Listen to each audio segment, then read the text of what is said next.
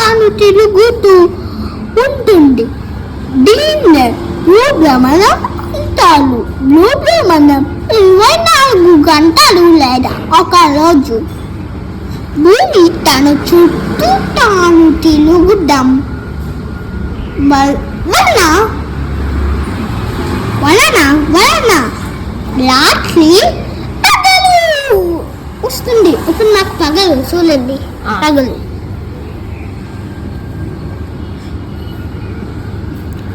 భూమి తన చుట్టూ తాను తిరుగుతూ సూర్యుని చుట్టూ తిరుగుతూ ఉంటుంది.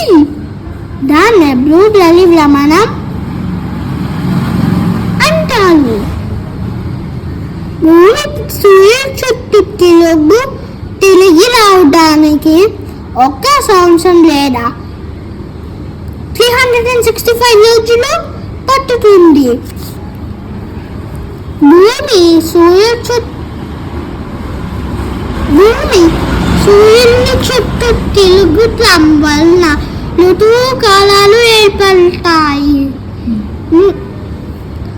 ఋతువులనగా ప్రకృతిలో ఏర్పడే మార్పులు అని అర్థం. ఈ పాఠంలో ఋతువులు అవి ఏ నెలలో వస్తాయో ఇప్పుడు తెలుసుకుందాం.